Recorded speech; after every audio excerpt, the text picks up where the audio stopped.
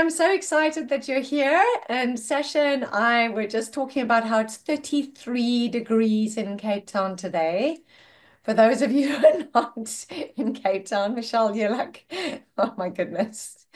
So not all of you are in the 33 degrees. And Sasha was saying, please keep that till April. Yeah, 7 here. Because she's coming in April for her niece's wedding. Is that right, Yes, Sasha? yes, it'll be nice. And a holiday for a change. And a holiday. Yes, yes. So for those of you who don't know, Sasha is in the UK at the moment, but was originally in South Africa for many years. So we're really excited to hear from her today, not just from her professional knowledge, but also her personal experience of relocating and immigration and what that looks and feels like. And so Sasha and I also wanted to say from the start, we're not here to encourage a brain drain. We're not here to say, please move. No, we really would love South Africa to find more opportunity with who you are and where you are. But I totally appreciate everyone needs to live their lives and we all need to make decisions that are best for us and for our families. So that if that includes moving, then that includes moving and immigrating. But it's really good to research and think about these things carefully first. So those of you who have been here before, you know that we do record these sessions and along with all the note takers. And so our recording stops once Sasha and I have finished talking, and then we invite you to unmute and share your comments and ask your questions. But the fireflies and all the other note takers don't stop. They will continue to record. So you can just bear that in mind. And then we will share the recording afterwards. So welcome, welcome.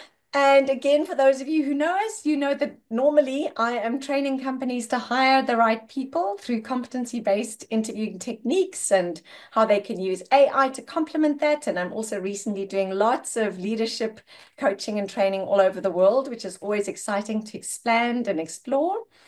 And I'm particularly excited to speak to Sasha because if you just go to her LinkedIn profile, I was actually reading it again this morning because she's updated it. So we'll ask her to tell us a bit more about that.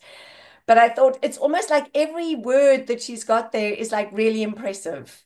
It's like somebody could could spend a career just becoming one of those things. So, Sasha, please introduce yourself and also please explain your new update to your LinkedIn profile and what you're expanding in from this morning.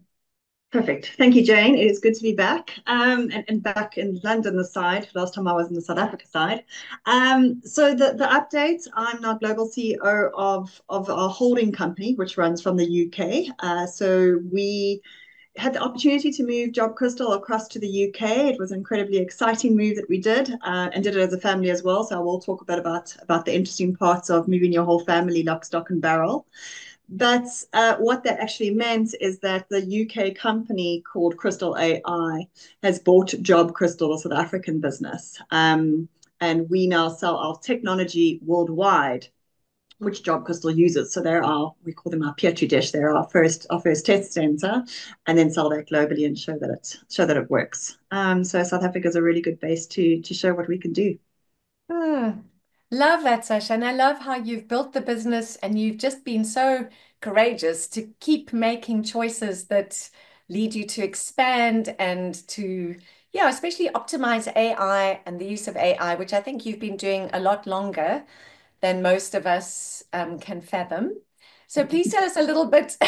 Well, I know a lot of us, kind of got on the bus a little bit later than you, and you have a training and a career history in technology. So please tell us a little bit more about that too. Sure. So my background started, I left school, didn't know what I wanted to do. I thought, why don't I do computer programming? It wasn't a thing back then. My mother just happened to be in IT. I went to go do an aptitude test at a little college called WSNL, and I was supposedly had the right aptitude to be a programmer. Completed I had a diploma from them. And then I said to my mom, right, I'm going to go into business. I'm going to become a manager. And she's like, that's not going to happen. It's going to show my age. It was close to the 2000 bug. So I actually couldn't get a job as a developer because they only wanted people who actually knew what they were doing.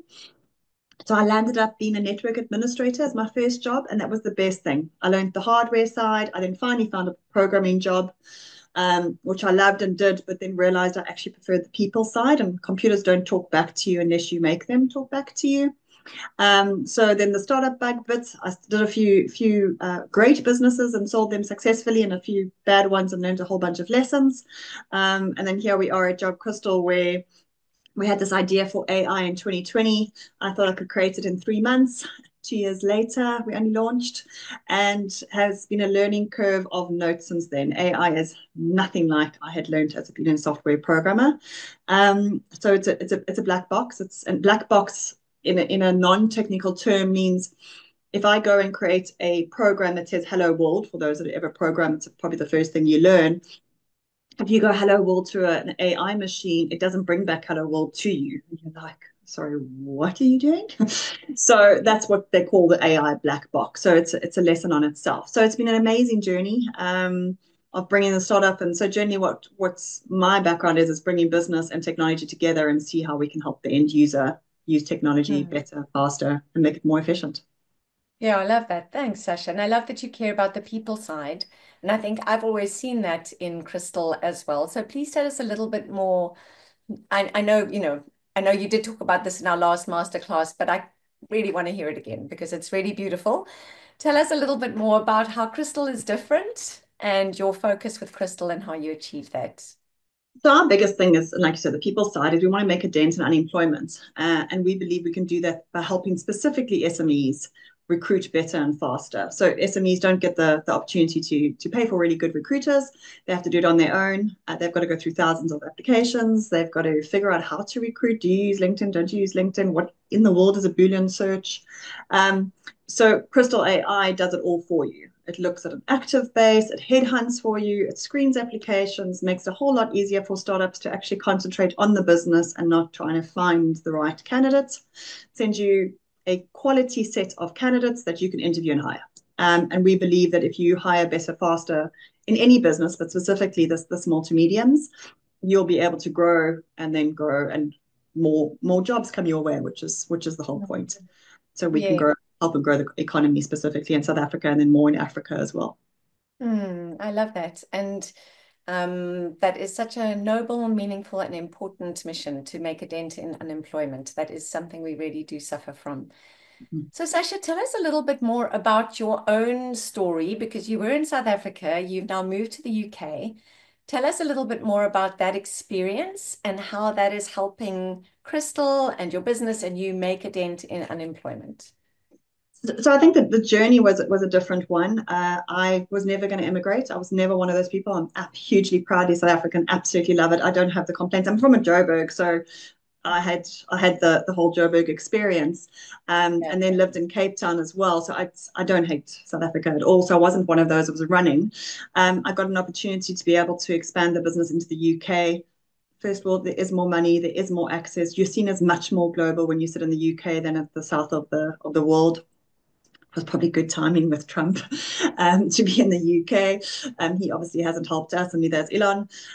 So it gave us the ability to kind of expand a bit and be in the UK. And I'll go through the whole immigration, but I was never going to immigrate. We got this opportunity. We happened to be in the UK for a family wedding.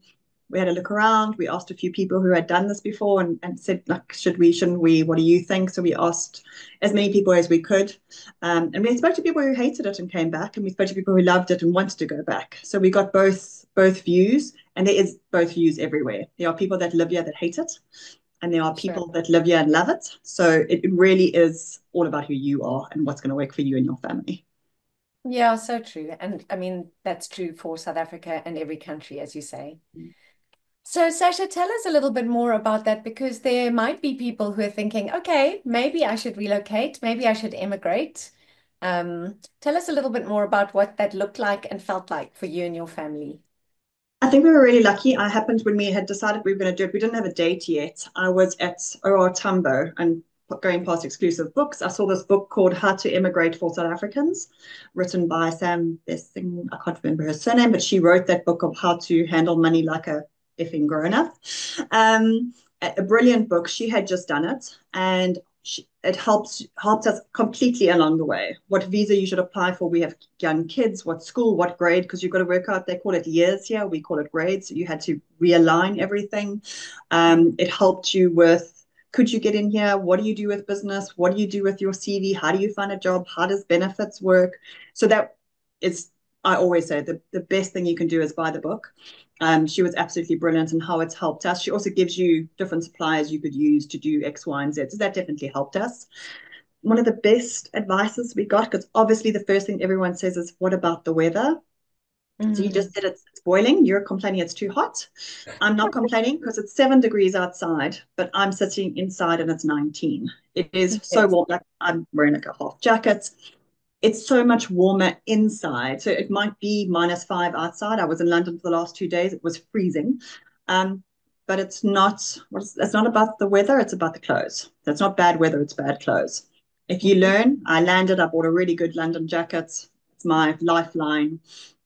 If you really like boots, you're going to love your boots here. And it's what you make of it. You know, you pick the things that you can live with and things that you can't live with. Visas are always an interesting discussion. You can go down that road. It isn't as easy to get into the UK as it used to be. I think a lot of us did the let's finish school. You can do your it was 2 free years you could do in the UK and work here and pick strawberries or do whatever you wanted to do. It's not like that anymore.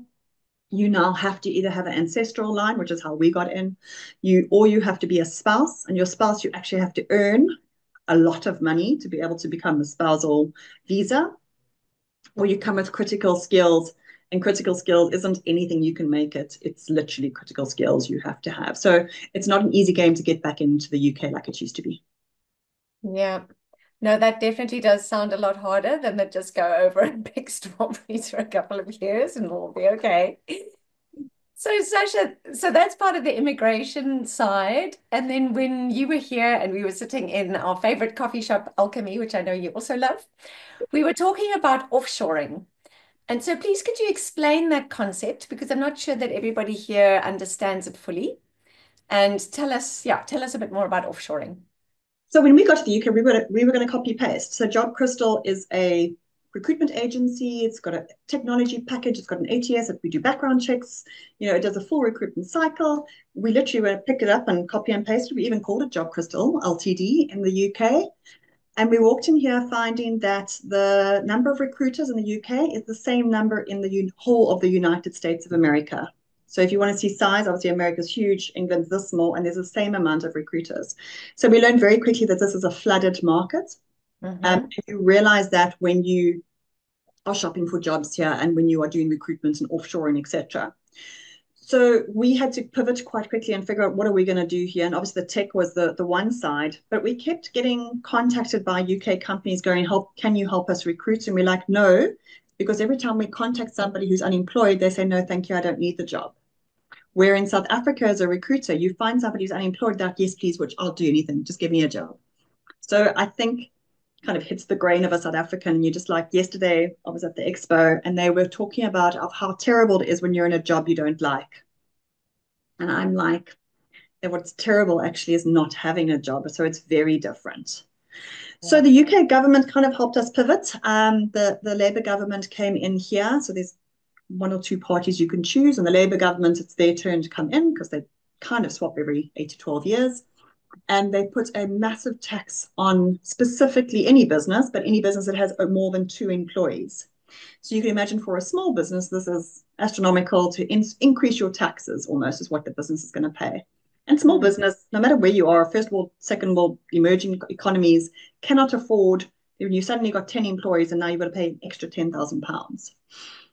So what they figured out, or what we figured out, is let's offer offshoring. You can go and do your recruitment, but you hire a South African rather than hire somebody in the UK. So you don't have to pay that NHI cost and still get the job done. So yes, completely fully remote. This is not about a South African coming over to the UK to work. It's literally sitting like Jane is at her home and working for a UK company in her home. Mm. The offshoring model generally works with you are actually employed by a South African company and you're contracted out to the UK company. So it gives a sense of protection for the UK company not having to understand all the regularities of IR, Labour Act, basic conditions. where the HR company does that for them. But what the big thing it brings a massive amount of jobs to South Africa, which we absolutely loved. And it's really Yes. funny. In the UK always competes with the US. You don't realize how much they compete against each other. And obviously they would because they're first worlds, but you don't realize it until you go to the conference and they figure out if you all know what a unicorn is, it's when a company's valued at a billion dollars. And how long it takes an American company to get there is generally 7 years, and how long it takes a UK company to get there is 10 years. And the reason for that is the amount of hours an employee in average works. So in the US, this is a joke, but it's real. A founder is expected to leave late at night from the office and expected when he comes back the following morning that half his staff will still be there, that they haven't gone home yet.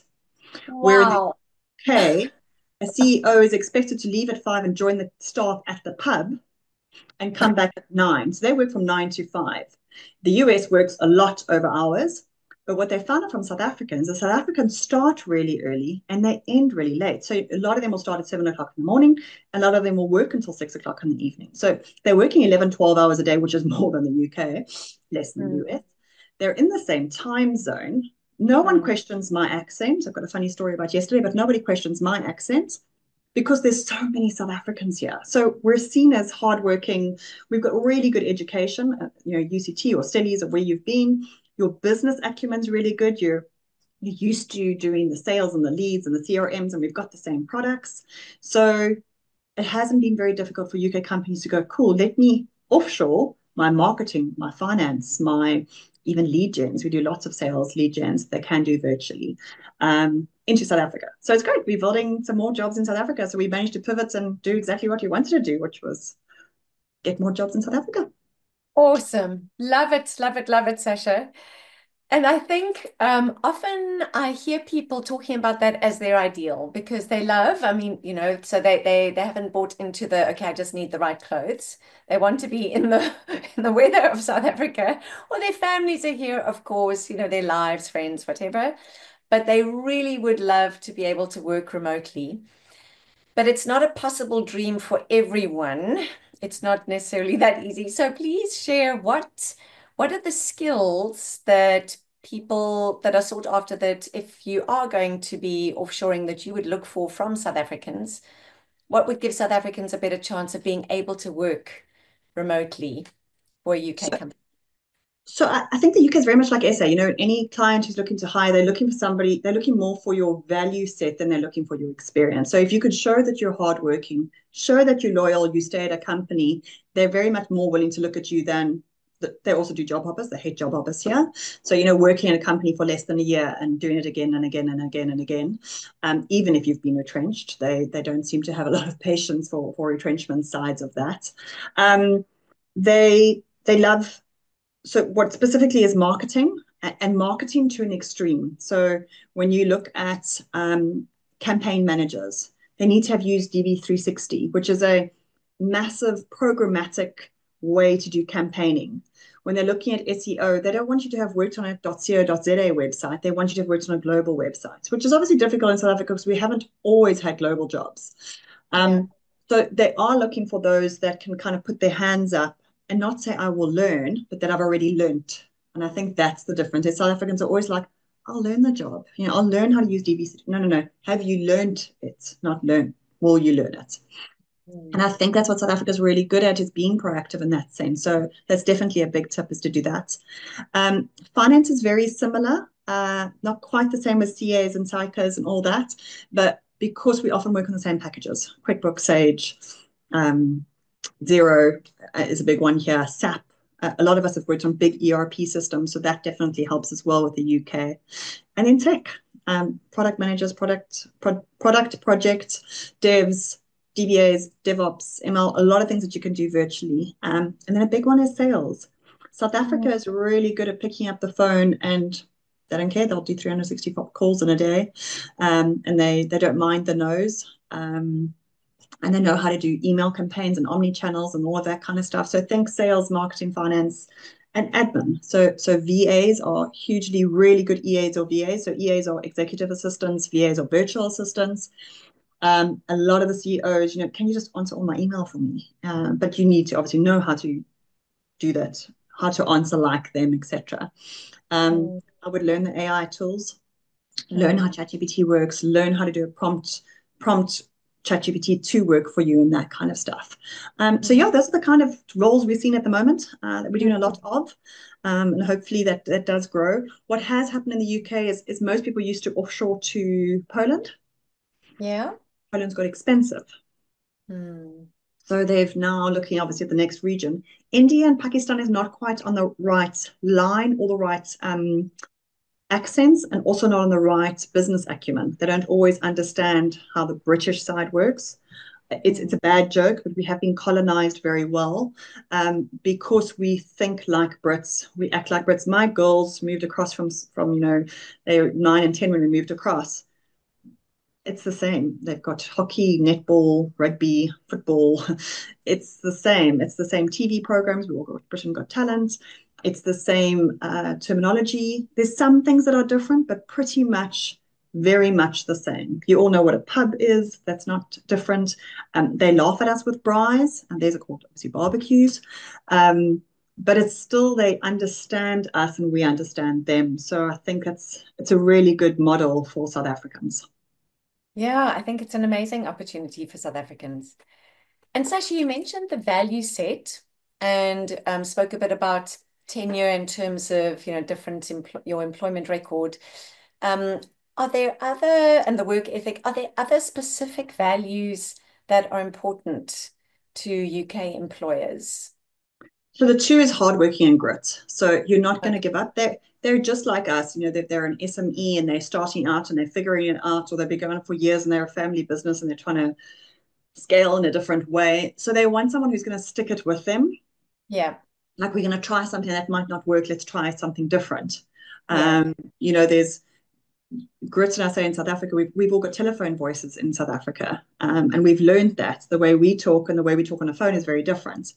Hmm. The Brits don't do that differently, by the way, but we do. So your interviews are often a lot more polished than a lot of the Brits would be as well. So there's that grit, and then there's definitely that hard working element that South Africans bring through so much more clearly.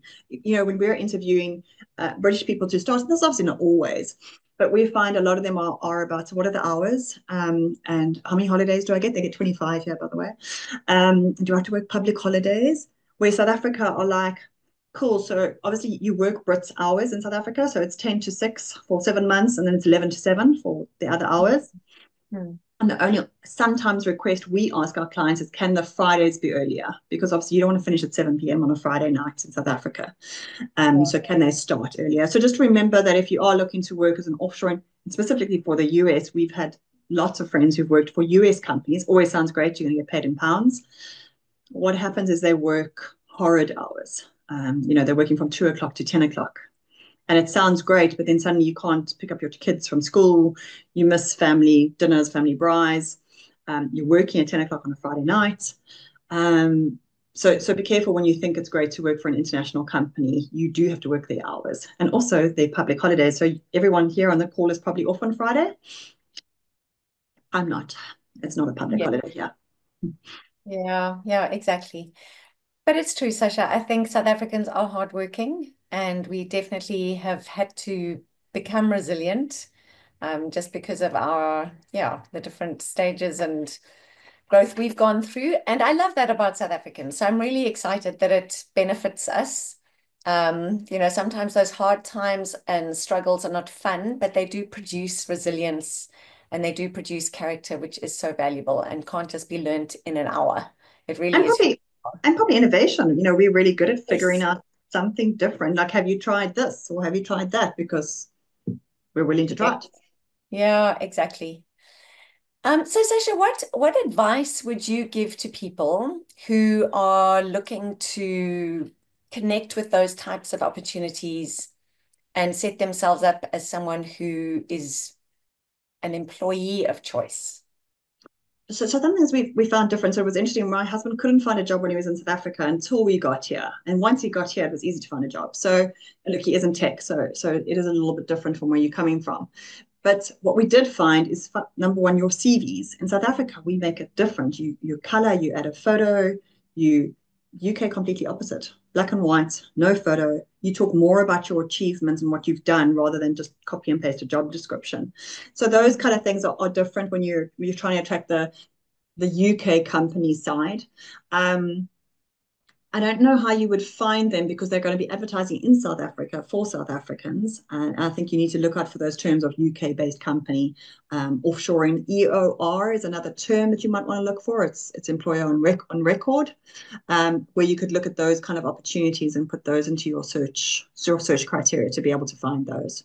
And then use that they use a lot of agencies like Job Crystal, who are doing lots of recruitment for UK companies. So if you can find the companies that have a office in both locations, that definitely helps as well. Okay, now that's great. And the employer on record, tell us a little bit more about that. So obviously South African labour law is, by the way, a lot more stricter than the UK.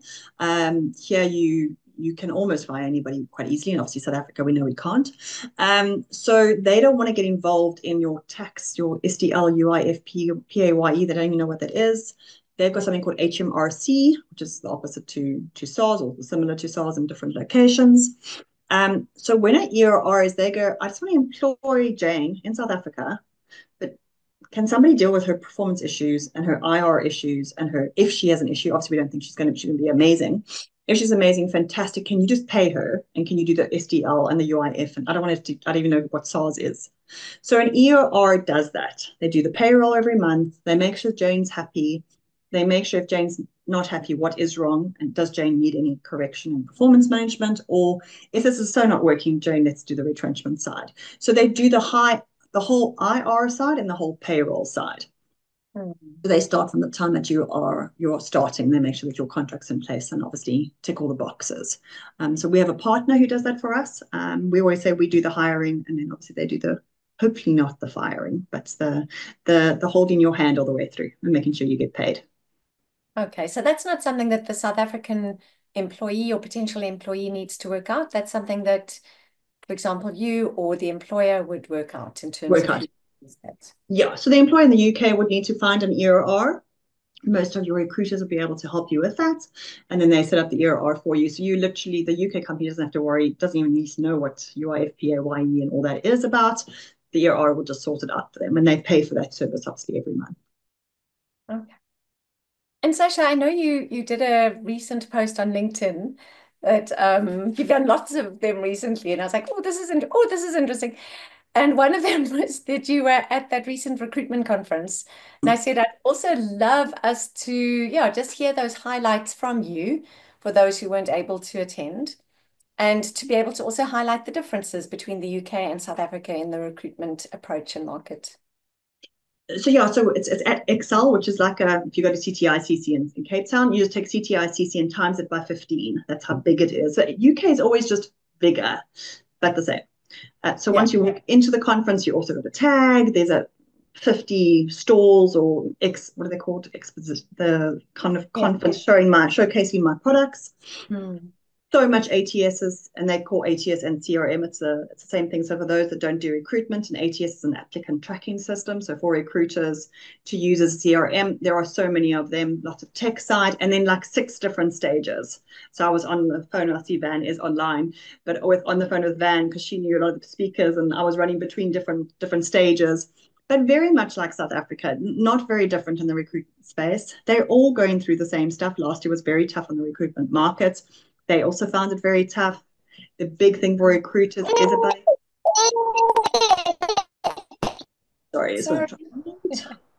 there is solo recruiters, so you have that in South Africa as well. They just got maybe better terms. What do they call it? Land and expand. I love that. So you land a client and then you expand the client. So what they were saying is often you start in recruitment and you start as a specialist. So let's say I'm a specialist in financial services.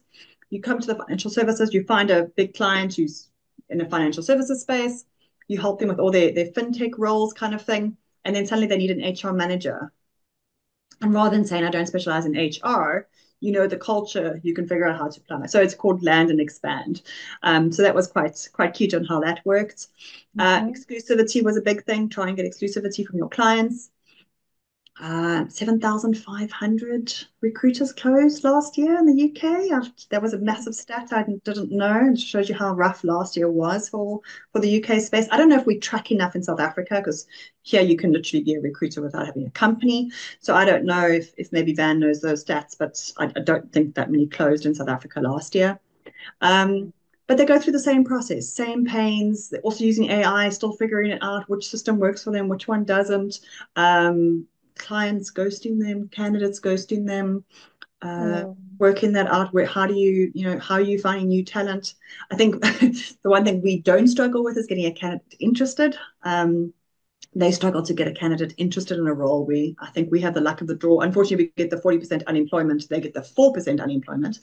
So they struggle a lot more when they do headhunt a candidate to get them super interested in the role, where I don't think we struggle that much when we headhunt candidates as much as the UK does. I think that's Mm. probably the big differentiating factor. Um, their diversity side, when I talk about diversity in the UK, I generally laugh. It's very white here. It is very white male dominated. Females are not in just general. So when you look at a worldwide of what the pay grades are for females up at the top and how many females at the top, there's a lot less here. Um, Mm. and they call it minorities. There is very little minority inclusion here. So Mm. from age wise as well, they've also, they like the 30, 40-year olds, and that's also where they kind of stop in recruitment. So it's very similar, same issues with diversity and females, inclusion in that side. Yeah, it's like I said, a Mm. lot of it's the same of what we go through. And then Mhm. every now and again, they've got a different challenge that we probably would never have, like 4% unemployment. But hopefully one day we'll get there. Yeah, I also hope so. If And me, so, the I noticed also in your post you talked about how job adverts, there was an increase in job adverts being used to attract candidates. And so the wording really matters.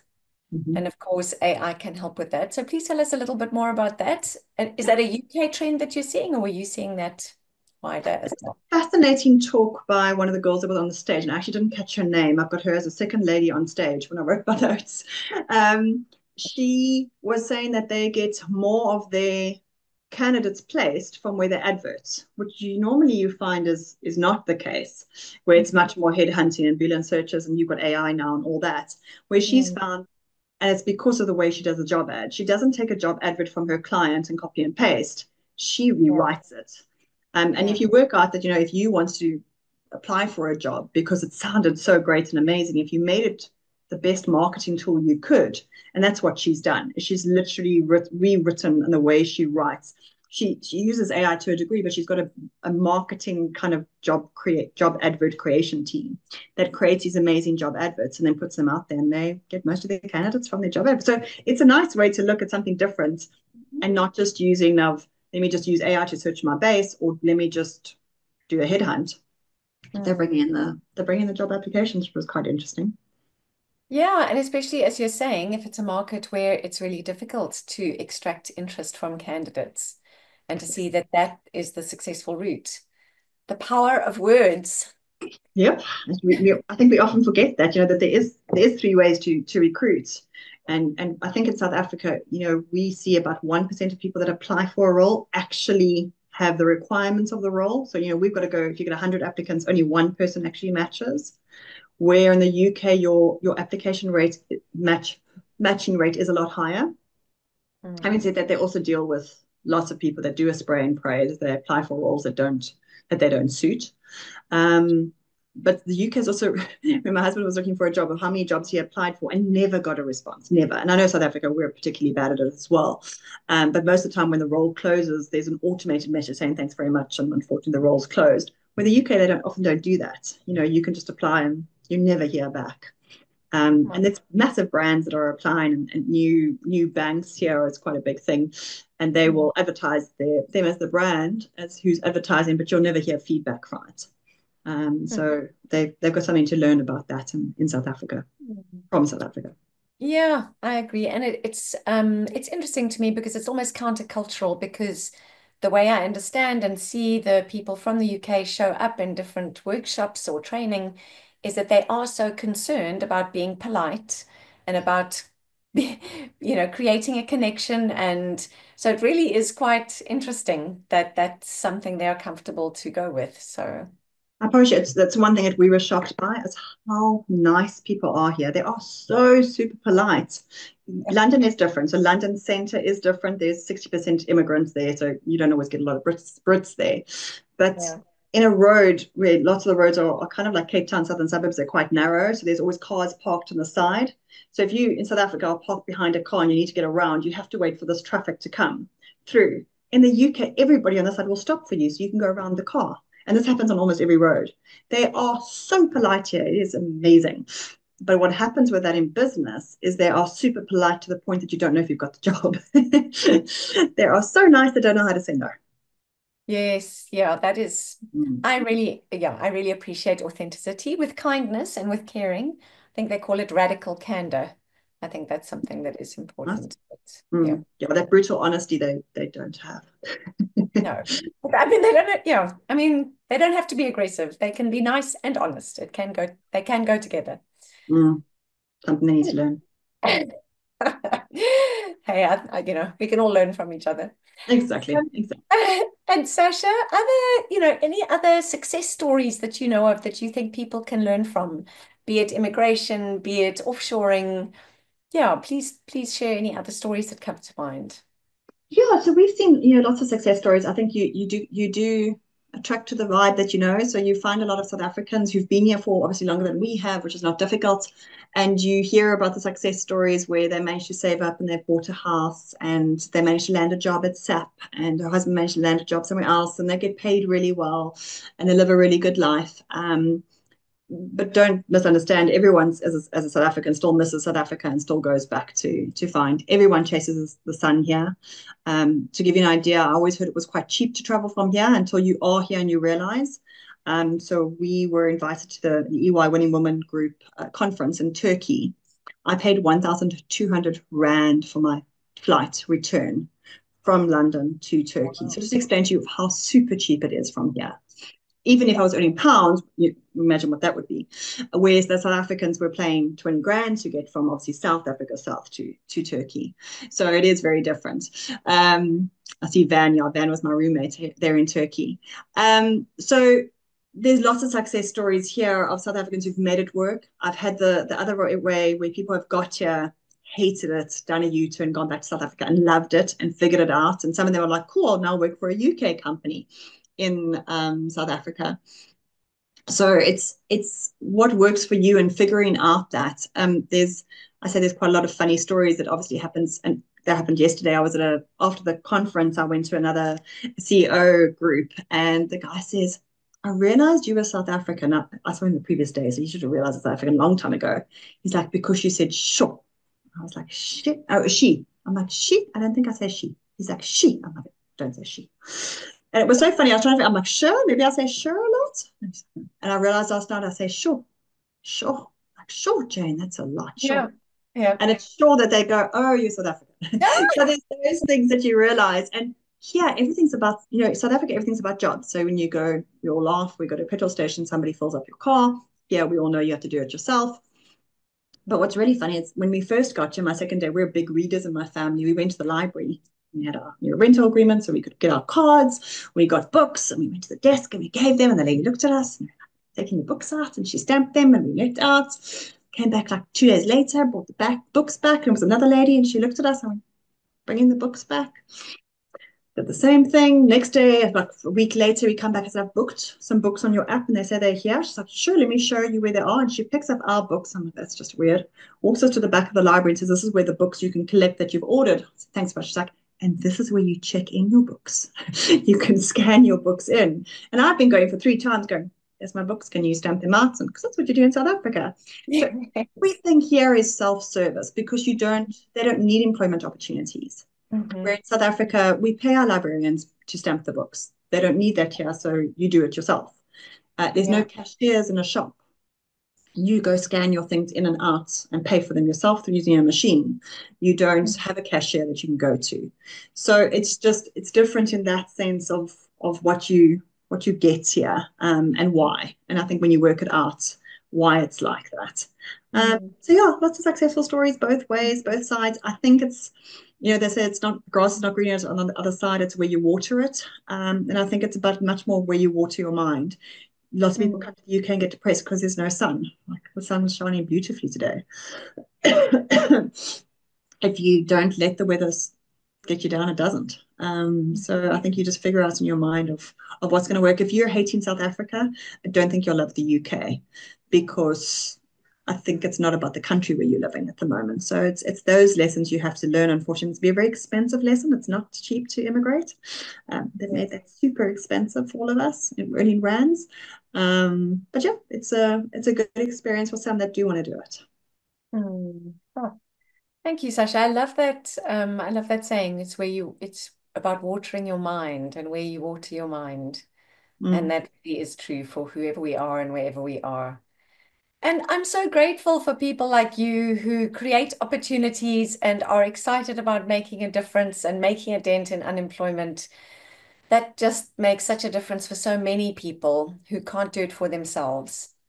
Yeah, and So, we hope yeah, to do more of it. So yeah, if the UK government can keep helping increase taxes. We can increase number of jobs in South Africa of people and finding jobs there and working for. I think it's great. You get to work for UK companies. They definitely think bigger. There's definitely more money here, and you can see that from a mile away.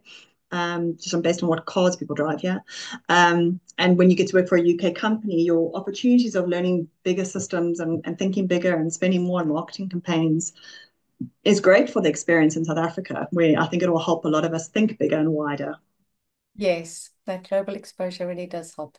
Mhm. Absolutely. Let's just see if there was anything else I wanted to tell you about. Oh, please, any final tips or other things you'd want to share about? I think I've run everything. It's it's just a different wording that's used like hiya. So everyone's like, "You're all right," and you're like, is it hi, how are you?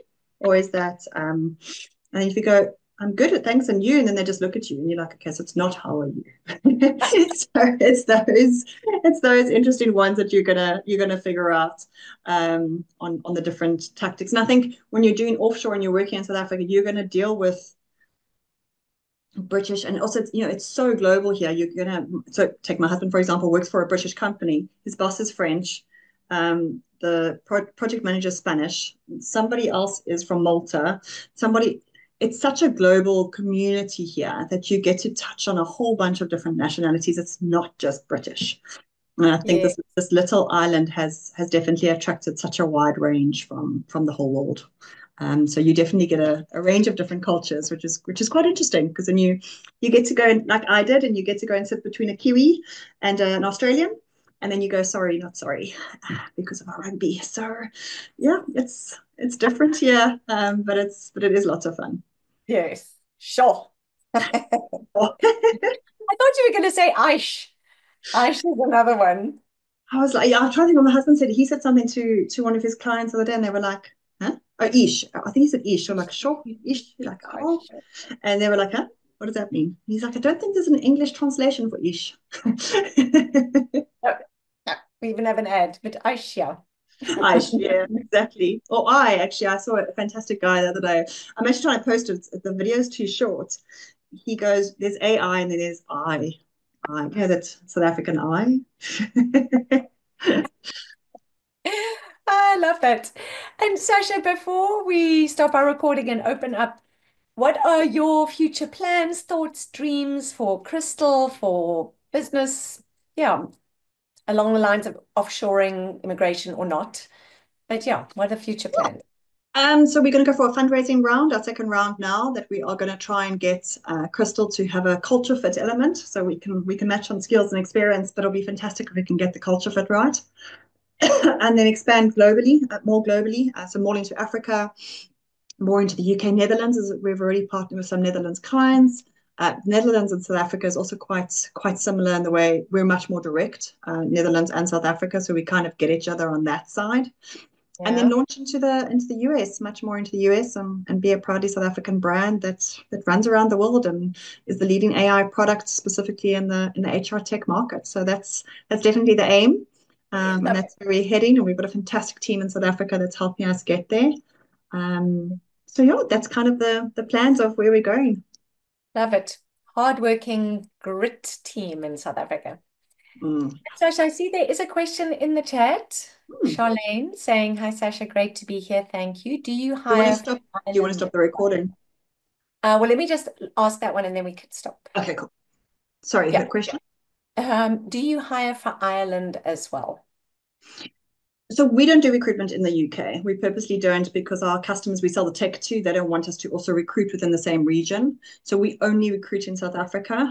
When we initially wanted to recruit, we were going to do Scotland, Ireland, and England. So it was going to be all three. The Irish group are fantastic. If you want to have anybody to work with, Ireland is definitely a lot even more closer to South Africa's sense of humor. British sometimes look at us a little bit funny, but the Irish, yeah, they've got a great sense of humor, which I think we managed to attract as well. So Irish are really good to, it's a great place to work, but if you are affected by weather, Ireland's not for you. It's even It's it's more wet. challenging. It's Yeah. wet. It's a lot more wet than England is. Really need the right clothes. And Yes. to your And an mind. umbrella and a bigger umbrella and rain. Yeah, because it's muddy. It is called Mud Island, guys, and it's Mud Island for a reason. My daughter does park run every Saturday, and they've worked out where the park runs are that are dry, and there's only one. Okay. It's Good. muddy. Well done that you're still doing park runs.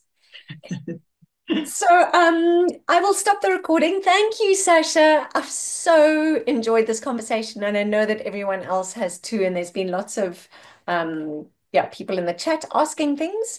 And so let's stop it. And please do connect with Sasha and I on LinkedIn if you haven't already. Learn more about Crystal, and we look forward to that becoming the preferred global brand all the way from South Africa.